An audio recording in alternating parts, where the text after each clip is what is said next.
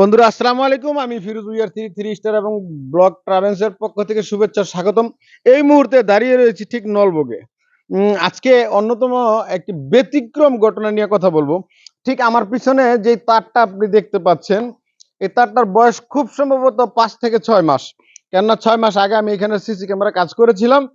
কাজ করার পরে এই কারণে করছি, এই খাম্বাটা থেকে 2 দিন পর পর কিন্তু তার চুরি হয়। আপনারা নিশ্চয়ই দেখতে পাচ্ছেন ওইখানে কিন্তু একটা জোড়া রয়েছে, আগের বার এইখান থেকে কেটেছিল।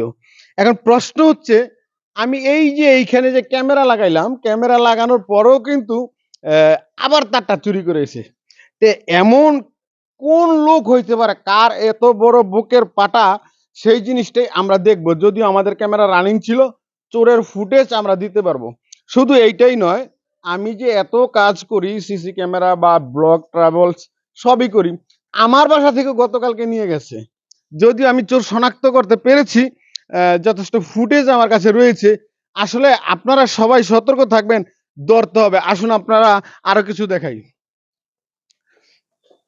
এই যে এইখানে বন্ধুরা,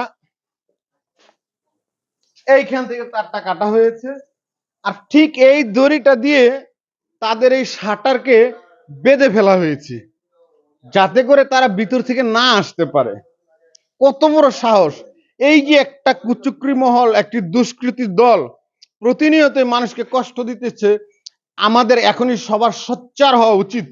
সবাই মিলে এই চোরকে কিভাবে ধরা যায়, এই চোরের বিরুদ্ধে কিভাবে লাগা যায়, সেই চেষ্টাটা কিন্তু আমাদের করতে হবে। আমার উদ্যোগ হচ্ছে, আমি আজকে বা কালকে আমার নিজ উদ্যোগে আমি একটি সাংবাদিক সম্মেলন করব এবং আমি অত্র এলাকায় মাইকিং করব, অত্র এলাকার কিছু কিছু জায়গায় লোকও সেট করব।